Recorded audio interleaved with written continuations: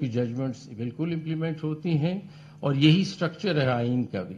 اور میں تھوڑا سا اس کے بارے میں کہنا چاہوں گا. ریسنٹلی بھی ہم نے کہا کہ یہ بات بالکل کلیئر کر لیں کہ یہ کبھی ہو نہیں سکتا کہ سپریم کورٹ کی ججمنٹ امپلیمنٹ نہ ہو. یہ نہیں ہو سکتا. یہ آئین کی خلاف ورزی ہوگی اگر ایسا سوچا جائے گا.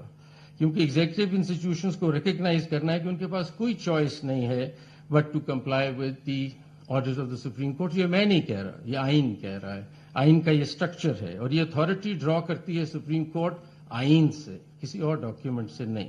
کسی کے پاس چوائس نہیں ہے کہ وہ بیان کرے کہ ٹھیک نہیں ہے یا غلط ہے.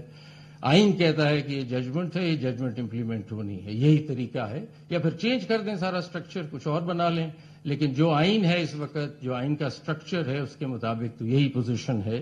اور ڈس ریگارڈ اور ڈیلے نہیں کیا جا سکتا کسی ورڈکٹ کو, ورنہ سارا لیگل سسٹم کو آپ بگاڑ کے رکھ دیں گے.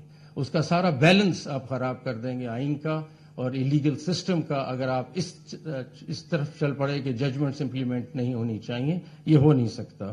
یہ سیپریشن آف پاورز کے بھی خلاف ہے. سیپریشن آف پاورز ہمیں ایک کام دیتا ہے, ایگزیکٹو کو ایک کام دیتا ہے, لیجسلیچر کو ایک کام دیتا ہے, جو ہمارا کام ہے. ورنہ تو آپ سارا سیپریشن آف پاورز کے کانسیپٹ کو بھی ٹوٹلی آپ آؤٹ آف بیلنس کر دیں گے. اور یہ کور کمپوننٹ ہے separation of powers, core component ہے ڈیموکریسی کا, اور اس کو ڈسٹرب نہیں ہونا چاہیے.